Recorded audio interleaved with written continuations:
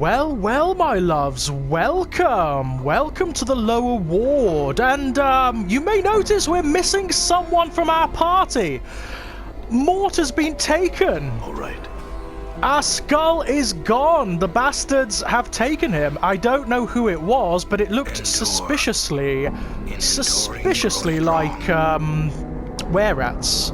Your path is mine. I mean, fortunately, unlike Baldur's Gate, which when characters disappear, it takes all your items with them, this one doesn't. It actually drops them for you, so that's quite handy. We'll take that, we'll take that, we'll take that, we'll take that, that.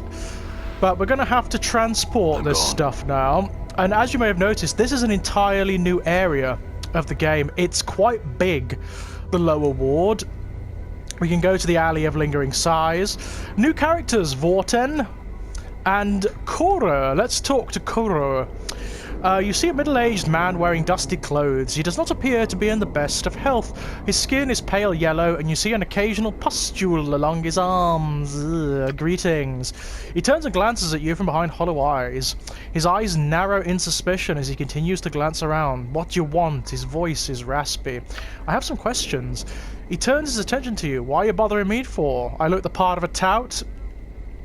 Yeah, let's see if flattery will work. He sighs. What you be wanting to know? Who are you? He gives you a slight bow. Name's Kora. In my day, I was a pretty good warrior. He pauses and sighs. Well, them days is over, but I still know a trick or two.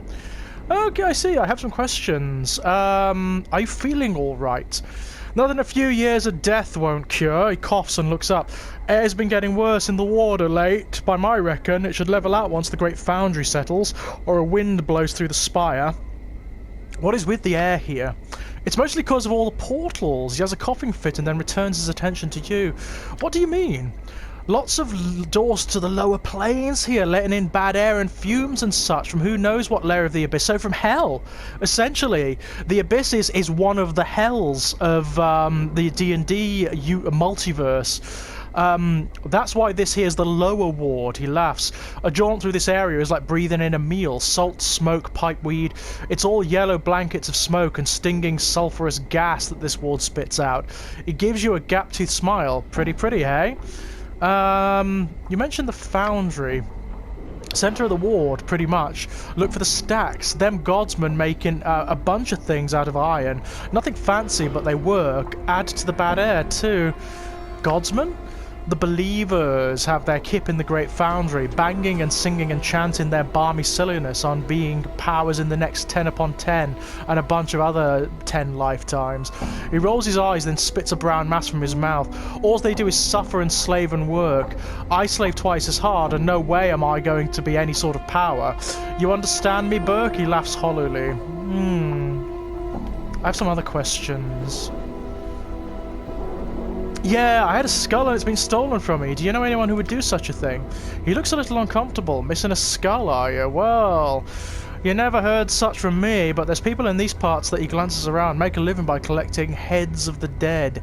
Work for a basher named Lothar. They call him the Master of Bones. Where can I find this Lothar? He frowns. Now that's dangerous wigwag. If I were to say anything, which I'm not, I would say to keep an eye out for a gutted building here in the ward. Mayhap you would find something there. He glares at you, but you never heard such from me. I must be going, thank you. Well, he was a useful chap, wasn't he? Have we got levels up? No, we don't. I thought we might. No? Oh, well. Who's that? He looks threatening. Vorten. You see a harmonium officer. He gives you a bored look as you approach. Greetings! He gives you a bored look. Greetings, citizen. Measure 3 Vorten at your service. I have some questions. He sighs. I don't mean to be rude, but I am on duty and have no time for questions. He pauses. If you would like information, go talk to Ebb Creeknees. Creeknees, that's a great name. Who is Ebb Creeknees? He's an old friend of mine. I think he considers himself to be a tout now, so he can give you the chant concerning just about anything. Where do I find him? He thinks for a moment. Last I heard, he pretty much set himself up in the Smouldering Corpse Bar. You can find it somewhere down in the hive. Thank you, sir. Done. Before I do that, Sebastian, that's a wizard. Who are you? Kina. This woman has a yellow cast to her skin and severe features. Tattoos cover her body, and she wears a long blade at her side. Her eyes are like two small black pearls. As you approach her, they follow Darkon's movements. Yeah, it's another Gith. Continue. Before you reach her, Darkon breaks in. I would have you hear me. What is it, Darkon? It is my will that we not speak to this woman. Why not? She is a Zerth. Our wills are crossed blades. We have no common ground. Then do not speak to her. As you approach, she ignores you entirely. Darkon gives her a slight bow, which she ignores entirely. She loses a string of harsh words at Darkon, and he replies in a level tone. This only seems to infuriate her. Darkon, will you translate for me? Kina, he need not translate for you. I will tell you. You are a human wearing a shirt of scars and blood, unfit to hear the words of Zerthamon. You walk in the shadow of a pariah, yet he has persuaded me to allow you to hear me speak. I would know your will. I just had a few questions. Achali drowning. Ask and you shall be answered. Yeah, what did you mean when you said I walk... Oh, interesting. When I walk in the shadow of a pariah. You walk with a pariah and you know not his history. He is quick to speak other words, but of his history he has remained silent. Ask him of Shrachtlor, of the fall of a mighty fortress to the Githyanki, and see what his divided mind reveals to you. Ask him how he speaks with Zerthamon's words, but his Karak is as mist. Continue. Darkon, it is not Zerthamon's words that lack conviction, it is their echoes that have been distorted. Continue. Kina, there is no doubt in how Zerthamon's mind is spoken. Generations of Zerth are as Rakma's jewel, of one mind on this matter. Your stance carries with it a divided mind. The doubt is yours, an echo cast from your faithlessness. Continue. Darkon, your words speak not the mind of Zerthamon. They are shaped of angles and hate, as if moulded from Gith's mind itself. Oh dear, this doesn't sound like it's going well. Kina, you shall lie with the dead of Shrachtlor in a shifting chaos if you see all with Vilkar's eye. Your mind is divided, your Karak weak. Okay. Let it go, Darkon. Darkon reluctantly lowers his blade. Kina stares at him incredulously for a moment, and then a sharp grin splits her features. The truth at last. Your mind is not divided. You are a slave to this human. He speaks with an anarch's authority to you, and you listen. Darkon, your mind is cast in Gith's mold, Kina. Let's go, Darkon. Kina, you have lost your way, Darkon. Know that I hope you find your path. I pity you. Farewell. Interesting. What was that about? Sebastian. Okay, lower ward townsperson? Xanthia. This is gorgeous, isn't it? Really pretty. It looks like the sun's coming up as well. He's a wizard, or of some description. You see an older man in elegant robes. He has brighter eyes and a warm smile. He gives you a slight bow as you approach. Good day, Cutter. I am Sebastian. How may I serve you? I'm mispronouncing it deliberately, by the way. I always find that quite amusing. Greetings, Sebastian. Greetings to you as well, Cutter. He seems friendly. He stops in mid-sentence as he notices your scars. You see his eyes travel along them and his eyebrows arch in surprise. He returns his gaze to you. I was about to ask what I could do for you, but there is no need. I think I see why you came to see me, Cutter. Are you trying to say you can help me with these scars? He smiles at you and shrugs his shoulders. Perhaps, Cutter, perhaps. He leans forward and begins to examine your scars carefully. He runs a finger along several of them, mumbling to himself. Finally, he looks up at you. Yes, Cutter, I can help you. I cannot cure you, but I can alleviate the worst of your condition. And your price? Ah, yes, the price. He begins stroking his chin and stares at you. You get the impression you are being weighed somehow. He seems to come to some sort of decision. I have a job that I think you could perform. Go on. I have signed a contract with a certain creature. I am no longer able to fulfill the contract. It is beyond my abilities. However, the creature will not release me from the contract. Oh dear, it's not infernal, is it? Instead, it has threatened me with death unless I fulfill the contract. Let me guess, you want me to solve this problem for you? He sighs. Yes, I cannot do it myself. My reputation demands that I fulfill the contract or face the consequences. I am at your mercy in this regard. Will you help me? Well, yeah, that's a good question. What kind of creature are we talking about? I thought so. An Abishai named Grossak Cutter. He pauses to gauge your reaction. I know this is a difficult task, but one I think you can handle. Also, the reward I offer is great. He gestures at your scars. What were you contracted to do? He shakes his head. I cannot reveal that information, Cutter. I am magically bound not to. Oh, this is going to be fun. That is why people come to me. They know that if I accept a contract, it will be handled with discretion. I see. An interesting proposal. He looks at you hopefully. Will you do it, Cutter? Yes, give me the details. He smiles at you and gives a sigh of relief. Thank you, Cutter. The creature is an Abishai named Grossak. You will need a magic weapon to cause it any harm, so check with some of the shops if you do not own one. A spellcaster can harm it as well. Grossak can be found to the east beyond the siege tower. Siege tower? Yes, over beyond the market. Damn thing just appeared one day several years back. No one knows why, and no one seems able to get inside to find out. I see. I have other questions. Yes, I had a talking skull. He stares at you for some time before answering. A skull? Well, if I were to hazard a guess, I would say that your skull is now in possession of the Master of Bones, which means you should get yourself another skull cutter.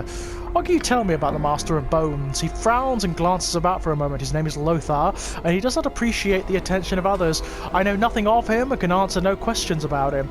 You can actually see a hint of fear in his eyes. Let us speak of another subject, Cutter. Fair enough. So we've got a little bit of questage to do. Oh god. What the hell are they? Thorpe, Gort and Zerp. Xanthia. You see a pretty young woman in fine clothes. Her skin lacks the usual yellow tint of the inhabitants of the ward. She appears to be watching 3 nearby creatures with interest. Yeah, I was watching them too. Greetings, Xanthia. She turns to face you and an annoyed look crosses her face. Yes, what do you want? I have some questions. Fine. She looks irritated. Who are you? My name is Xanthia. She looks you up and down, then frowns. Is there something else you want? I have some questions. What are you doing here? There's going to be a fight and I want to see it. She smiles wickedly. It should be interesting. A fight? Yeah, see the 3 Thakola over there? She points to 3 hulking creatures with rippling muscles. They're going to try and kill an Abishai. She snorts the stupid oaths. I've heard of something called an Abishai. What exactly is it?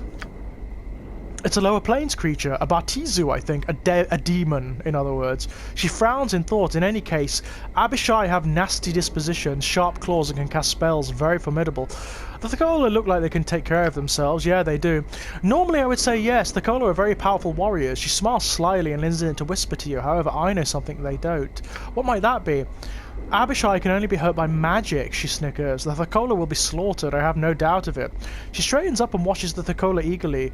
How do you know they can only be hurt by magic? She gives you an annoyed look. My husband is very high up in the Harmonium. The Harmonium guards trained to deal with creatures such as Abishai. She looks away. That's how I know. My husband told me. Why don't you warn the Thakola? Why should I do that? She smiles. I'm the one who suggested the fight. Why? My husband tries to better his social standing with his underlings by drinking with them in the local taverns. Last evening he forced me to just such an occasion. Those 3 oafs were there, boasting of their prowess as warriors. It was obvious they were in a drunken stupor. When they decided to leave, one of them tripped and fell into a table I was sitting at. She pauses. Go on. She frowns angrily. Most of the drinks at the table spilled into my lap and ruined a very expensive evening. So while the cretin was trying to apologise, I whispered to him that I only accepted the apology of a warrior of stature. If he were truly such a warrior, he'd be able to defeat an Abishai in hand-to-hand combat. Yeah, you're going to get them killed because they ruined a dress. You obviously do not understand the intricacies behind the situation. She looks at you like an idiot child. I was embarrassed and humiliated in front of my husband and his underlings. She looks angry.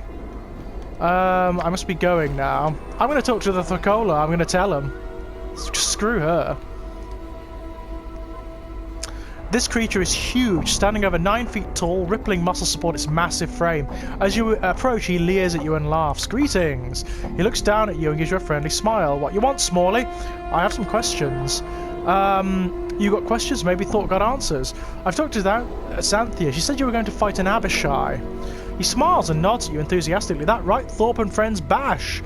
I've learned that Abishai can only be hurt by magic weapons. He gives you a worried look. Need magic? How you know? I've asked around Thorpe. It's what people tell me. Thorpe not have magic. Friends not have magic. We die if we bash Abishai. He sighs. Thorpe not be warrior of stature. Xanthia not accept apology. You are willing to risk your life for the honour of a lady, Thorpe. Only a warrior of stature would do that. Yeah. He stares at you blankly for a moment, and then a huge smile appears on his face. Really? Thorpe and friends now have stature? Yes, consider Xanthia's honour to be satisfied and the apology accepted. Thorpe, thank you. You saved life. You saved life of friends. He turns to the other Thakola and speaks to them hurriedly. After a moment, all three bow to you, and each hands you a pouch of coins. Thank you. I must be going. Farewell. Yeah. Screw you, Xanthia. You see Xanthia. She gives you a look filled. You warned the brute. Yes, I did. What I felt was right. She nods her head. I will not forget this insult. Oh dear. We made an enemy there. Good. I don't particularly like her, so it's fine. What's going on there? Godsman Guard. Ooh, this looks fun. I don't think I'm allowed in there. Lungs feel like a chimney. Anazai, is that a collector there? You see a sickly... Oh, it's a Githzerai woman. She is hunched and bent, and her constant coughing is obviously a source of pain to her. She holds a handkerchief that is practically soaking with blood, tissue, and phlegm to her face. She spies you and hisses. Greetings. She stares at you and speaks a few mumbled words to Darkon. Oh dear. Darkon glances at you and says she cannot understand your speech. She says she is dying. What's she dying of? Her name is Anazai. She says she used to work in a meat curing house here until a half-month ago when the illness became too much for her to bear. She was abandoned, evicted from her home and left for dead. Speech pains her and her illness has crippled much of her mind. She says there is nothing she can give you of value and know that she will not recover. I can put her out of her misery, that is all. As a Zerth of the people, it is my responsibility to provide an alternative. Oh, then be merciful, Darkon. Darkon draws his blade and waits for the woman to prepare herself. She touches the unbroken circle of Zerthamon he wears for a moment, and her face is stoic. His blade is a blur, and when he has completed the stroke, she lies bleeding on the hard stone of Sigil streets. Wow, that's harsh. Well struck, Darkon. Dear me. She only had 9 copper commons on her as well. Bloody hell. How sad. How very sad. Its ruined wagon is... What the hell's going on here? It's a harmonium officer. We don't want to get caught up with them. Oh, he's coming to us. Is he going to talk to us? Yimin. This man has rough, leathery skin with a pale yellow cast and gaunt features. His face is angular, his nose is small and highly placed, and his ears taper to points. A tracery of tattoos and scars cover his body. He is dressed in strange, gaudy leathers that look more ornamental than combat-ready. His eyes are like 2 small black stars. What's with all the Gith in the lower ward? And they track you as you approach. Before you reach him, Darkon pauses. Continue. Uh-oh. Darkon, I would caution you against speaking to this Gith Yankee. What's a Gith Yankee? My journal. Darkon, Gith Yankee and Githzerai were once of common stock. We were slaves and food for the Illithids. Yeah, the Mind Flayers. Anyone who's seen the trailer for Baldur's Gate 3, you know what they are. Who devoured our lives in order to succor their own. One of our ancestors, the warrior Queen Gith, led us to victory against the Illithids and we escaped. We have waged an unending war on the Mind Flayers ever since. However, there was disagreement over the future of our people. Upon the blasted plains, our leader Zerthamon made the pronouncement of 2 skies and steel was bared. One race became 2. It is a rift that cannot be crossed peacefully. Yeah, the Gith Yankee and the Githzerai do not get on. Let's speak to him. Yimin, the Gith Yankee has been watching you approach and seems to ignore you entirely. Darkon, who wails on the walls of Shractlor, an unexpected surprise. He draws his weapon. Continue. Darkon also draws his blade. Yimin, your blood shall corrode the flagstones of the street. Stand between them. Stop. Darkon speaks to you, though he never takes his eyes off the opponent. Hold fast and do not stand between our blades. Let it go. Darkon speaks to the Gith Yankee. Yimin, this is not a place of battle. Continue. Yimin, the entire multiverse is our battlefield, dog. There are no sanctuaries, there is no peace. You will die. The Gith Yankee attacks. Oh, okay, fine. I feel bad about this, but... Bloody hell.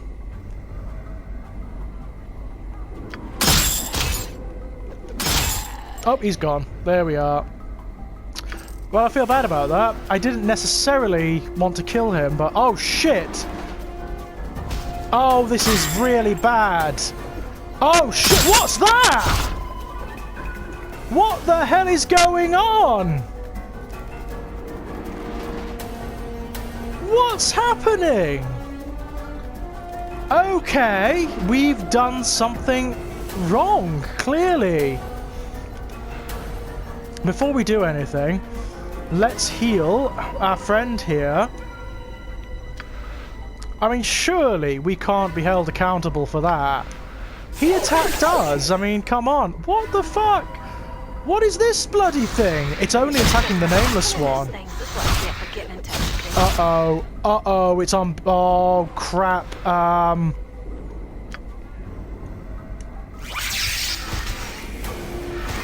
Kill it. Uh-oh. This is bad.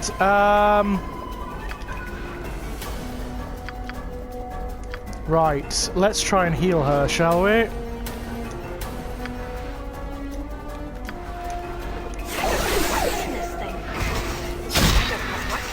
I mean, are these things going to attack us a lot now? I'm hurt. Oh no! Bollocks! Oh, there's the shadow still wandering around. Oh my god. Well, let's go kill it. Oi! You're not getting away. Come here. So are these things going to turn up a lot now, I wonder? There we go. Well, that was unpleasant. Hey, there's an Abishai. What's going on here? Guilt Spur. Something's going on there. I'll have a look in a moment. Now, are the Giths still attacking us? I hope not. To be honest, I could do with somewhere to rest. They're still waiting around. What's over here? The purpose of this device is unknown. It appears to be some sort of drawbridge-like contraption. I bet I'll need to, I'll need some sort of item to activate that. Where does this go? Oh, we can move around freely now. That's really cool. I'd like to go to the hive if possible. I'm gone. Now, let's have a look. And I'd like to go to the smouldering corpse so I can rest. Where are we? There's also someone in here we need to talk to, isn't there? So let's do that. Let's be careful, though. Anna has this horrible habit of bringing down your charisma. Quite profoundly. Rest. There we are. There's Drusilla, Ignis. All right. Love the music in the Smouldering Corpse. It's really cool. There's Machai. Oh, the Abishai are gone. Oh, no, they're not. They're still here. Tagarin and Aethelgrin. Mercy Killer Patron. There's Zero. There's Ilquix. There's Eb Creekneys. Yeah, we've met Eb before, if you remember. Let's talk to him. Back from Moria, Eb leans back in his chair. Good to see you again, lad. Greetings, Eb. I had some questions. I thought he was supposed to talk to him about something. Who are you?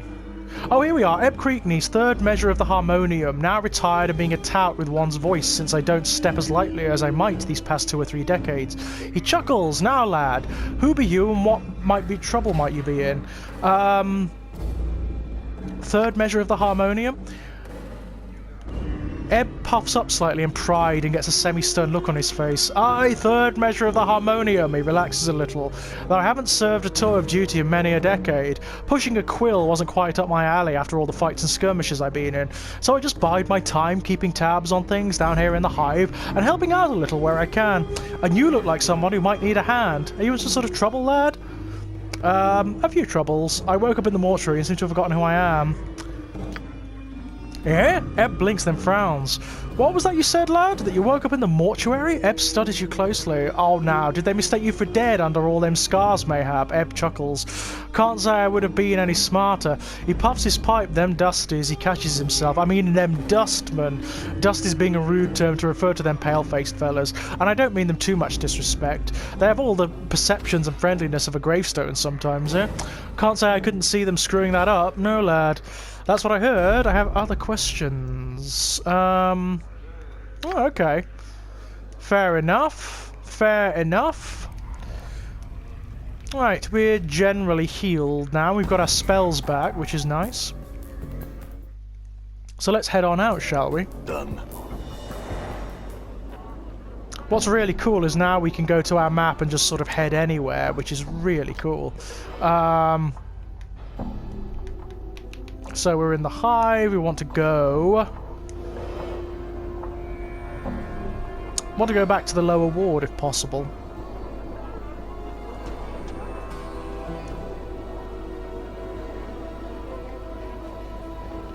Cool your heels there, Cutter.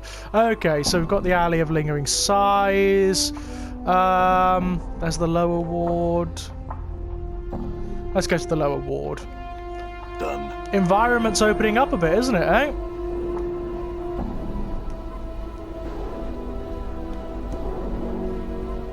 Okay. These crates are beginning to show signs of age. Soon they will crumple into a pile of refuse. Interesting. Lenny! That's a good name. Oh, hello. Yeah, I'll have those. Why not? What the hell is this? You can't determine what this odd device is. Let's talk to Lenny. You see a feral-looking young man in shoddy clothes. His eyes dart about as he scans his surroundings. He notices your approach and begins eyeing you warily. Greetings! He looks you up and down, then glances about. Returning his attention to you, he gives you a wicked grin. You best have a good reason for disturbing Lenny, Burke. I have some questions. He laughs at you. I ain't no tout. If you've got questions, go find one. He smiles. His smile broadens. You'd best push off before I have to bleed you. I just need to ask you a few questions. He stops smiling and frowns at you. No, I don't answer questions, Burke. I told you to go find a tout, now get. He glares at you. Fine. Well, Lenny is not friendly. This wrecked building looks a little out of place here. Well, technically everything's out of place in Sigil, isn't it? Nothing really belongs here. Oh, nothing there. What's this place, then? Let's have a look. The marketplace. Interesting. That's to the upper ward. The coffin maker. A wrecked house. That's interesting. Shall we have a look inside? Why not? Oh wow, look at this place! Oh, this is great! Drixel, he's a big one. This sounds like Athkatla. I think they may have used the same background sound effects in ARM in Baldur's Gate. That's kind of cool. Weapons. Wow, this is really cool. Laszlo. Mail shopper. Whoa, looks like we can get a lot of stuff here. Look at this place. Oh, food. That looks nice. What's going on over here then? Nothing much by the looks of it. Corvus. All the guards are named, so they're all actual characters. Well, we know where we need to go if we want to sell or buy anything. That's for damn sure. Why is the mail shopper behind his desk? I'm not quite sure, but when we come back, ladies and gents, we'll have a chat to these guys, see what we can buy and sell, and if we can do anything for them. Until then, my dears, bye-bye!